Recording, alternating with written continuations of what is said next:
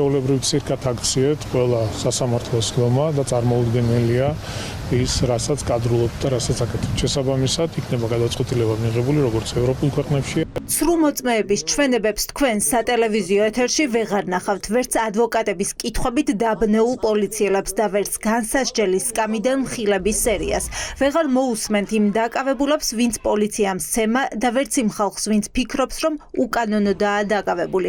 ქართული ოცნება კანონს ცვლის და სატელევიზიო კამერებისთვის დარბაზებს ხურავს. როდესაც ქართული ოცნება მოვიდა ხელისუფლებაში, მალევე შეცვალეს წესი და სასამართლოს ხდომები გაიხსნა. თუმცა, როგორც ჩანს, მათ ეს უკვე სერიოზულ პრობლემას უქმნის. ამას აქვს ერთადერთი მიზეზი. არ უნდა ნახოს საზოგადოებამ ის უსამართლობა, რაც სასამართლო წოდებულ შენობაში ხდება. ქართულ ოცნებას პროპაგანდა ჩამოენგრა, რომ სინდისის პატიმრები ვითომ და დამნაშავეები არიან, ეს თავისივე ამორჩეველმაც იცის, რომ ეს ადამიანები დამნაშავეები აღარ არიან და არ არიან და ამიტომაც სურს, რომ რამენაირად მათი სიტყვა აღარ მივიდეს ქართულ ხალხამდე. სასამართლოს ნებართვის გარეშე სხდომაზე მისული პირი ვერ შეიტანს დარბაზში ვერც ტელეფონს, ვერც ლეპტოპს და ვერანაირ მოწყობილობას, რომელსაც ვიდეოს, ფოტოს ან აუდიოს ჩაწერის ფუნქცია ექნება. ჟურნალისტებს მხოლოდ კალამი და ფურცელი ექნება, რომ მოსმენილი მოინიშნოს. კამერები აღარ იმუშავებს სასამართლოს დერეფნებში და სასამართლოს ეზოშიც.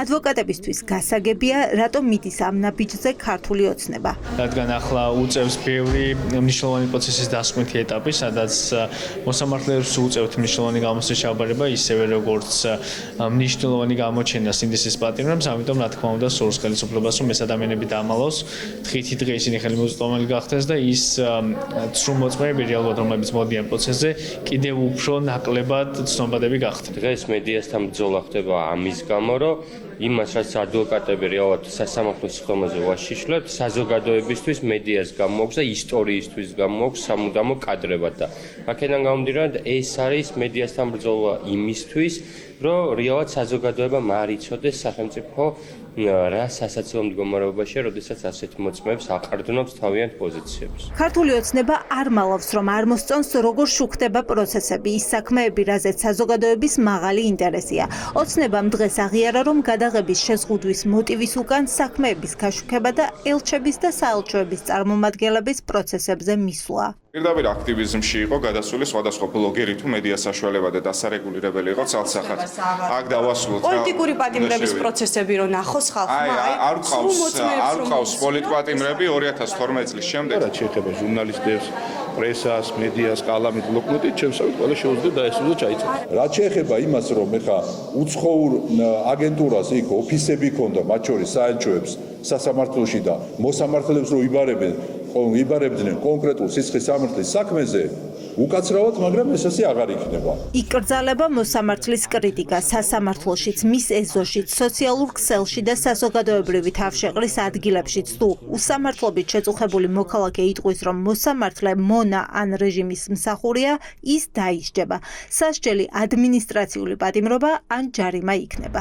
მტკიცებულებების გარეშე უშვებენ ციხეში ადამიანებს, ამიტომ გვყავს 70 პოლიტპატიმარი და შესაბამისად მათ ჭირდებათ ახლა ეგრეთ წოდებული წახალისება.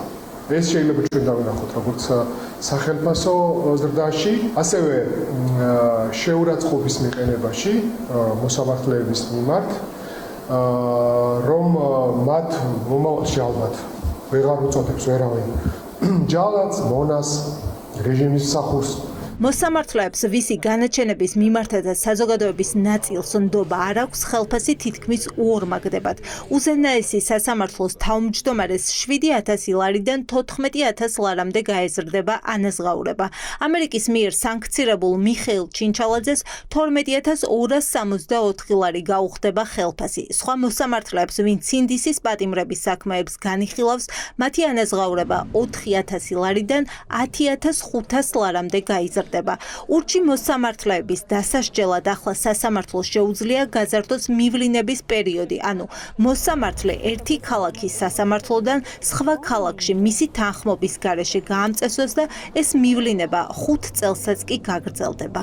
ეს არის ასევე გამაფრთხილებელი, რომ თუ შენ არ დაემორჩილები, თუ იმ გადაწყვეტილებას არ მიიღებ, ასეთ შემთხვევაში მოგიწევს 5 წლით მივლინებაში, ეგრეთ წოდებულ მივლინებაში, ესე იგი გამგზავრება და კანონი ეწინააღმდეგება საქართველოს კონსტიტუციას, სადაც წერია, რომ მოსამართლის ნებირთვის გარეშე მისი გადაადგილება საერთოდ არ შეუძლიათ. რაქნეს ახლა კანონმდებლობით მათ ადგენენ და სწორედ ეს ნორმა შემოიღეს სადამსჯელო ნორმა. დასანქცირებულ მოსამართლეებს სასამართლოს ხელმძღვანელ პოზიციებზე ყოფნის ვადა ეზრდებათ. მიხეილ ჩინჩალაძე სააპელაციო სასამართლოს მესამე ვადით არჩევის შემთხვევაში 5 წლის ნაცვლად 10 წელი უხელმძღვანელებს. ისედაც მოსამართლეები რასაც ქართული ოცნება დაუკვეთავს, იმას აკეთებს და ეხლა სრულიად ისეთი საქმიანობა შეიქმნება და ისეთი ვითარება შეიქმნება სასამართლოში, რომ მოქალაქეებს არანაირი ინფორმაცია არ ექნება. ჩინჩალაძე და სხვა პირები სასამართლოს თავმჯდომარეები არიან არა 5 წელი ან 2 წელი, არამედ რაც ისინი სასამართლოში არიან, სულ არიან ამ პოზიციებზე, იმიტომ რომ თავიდანვე ისინი ამ დავალებით, ამ მისიით იყვნენ მოვლენილი, რასაც ასრულებდნენ. რა არის ეს ფუნქცია?